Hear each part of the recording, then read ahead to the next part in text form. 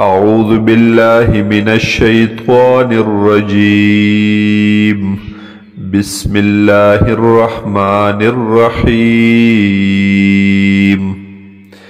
قد سمع الله قول التي یقینا اوریدل د الله تعالی وینا د هغې ښځې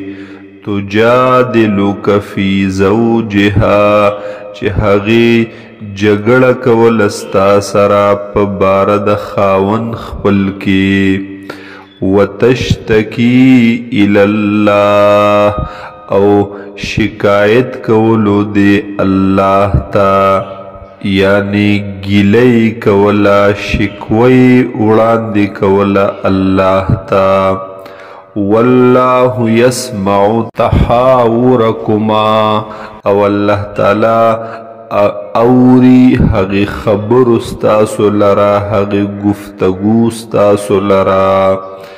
ان الله سمیع بصیر بیشک الله تعالی دے اوریدن کے اولیدن کے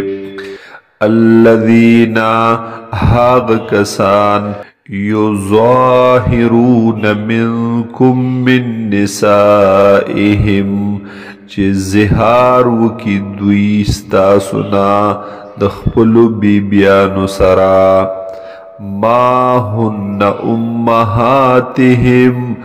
ندی دغه بیبیانې میندې د دوی زهار مطلب دا چې یو سړی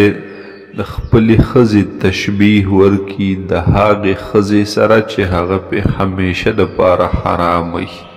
لکه خاوند خپلې ښځې ته وایي چې ته په ما داسې یې لکه څرنګه چې مور ده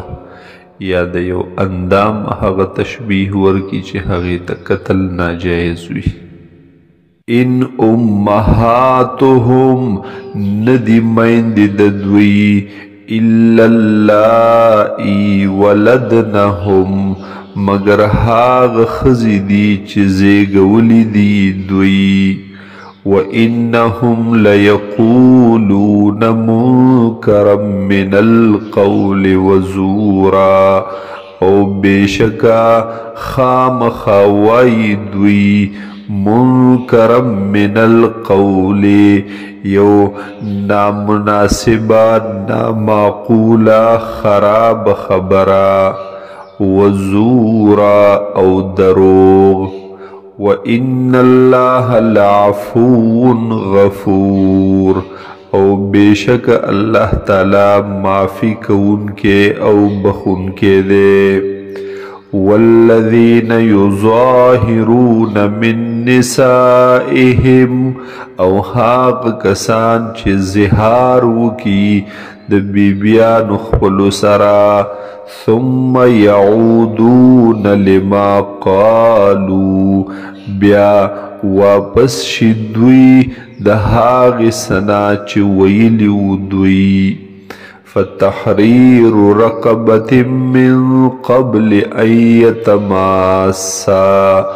نو لازم دی په دوی ازادول د غلام من قبل ان یتماسا مخکې د دې نه چې نږدې شي دا ښځه او خاوند یو بل ته ذالکم توعظون به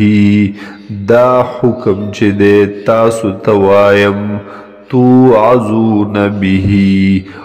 وعظ کولی کیږي په دې سره تاسو ته والله بما تعملون خبیر او الله تعالی دې په هغه څه چې تاسو یې کوئ خبردارا فمن لم یجد پس څوک چې نه مومي دغې غلام لرا فصیام شهرین متتابعین نو پس لازمی دی پا دا روجی 2 میاشتی پرلپسی من قبل ان یتماسا مخک د دینا چې نزدې شي دا ښځه او خاوند یو بل ته فمن لم یستطع پسوک چی طاقت نلری د روجو فإطعام 60 مسکینا نو بس لازم دی پہ شپیتو مسکینانو تا طعام ورکول خوراک ورکول ذالک لتؤمنوا بالله ورسوله دا د دې وجې چې ایمان راوړی تاسو په الله باندې او په رسول د الله باندې وتلک حدود الله او دیدا حدود حکمنا پولی د الله تعالی وللکافرین عذاب علیم او د کافرانو لپاره عذاب دردناک ان الذين يحادون الله ورسوله بیشکا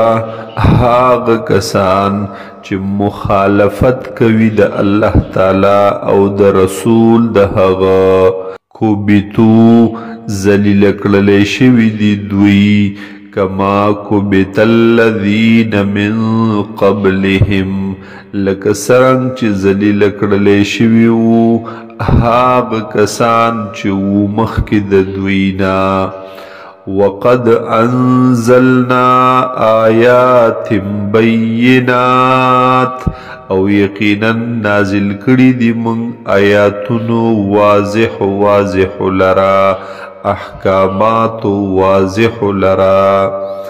وللکافرین عذاب مهین او د کافرانو دپاره عذاب سپکونکې یوم یبعثهم الله جمیعا هاغ ورځ چې راپورته بکي الله تعالی دوی ټولو لرا فینبئهم بما عملوا پس خبر باور کی دوی ته د هاغه څه چې دوی کړي دي احصاه الله ونسوه لیکلی دی الله تعالی دی لرا سنبال ساتلی محفوظ ساتلی الله تعالی دی لرا ونسوه او هیر کړي دی دوی دی لرا والله على كل شيء شهيد او الله تعالی دې په هر سیز باندې گواه عالم پوها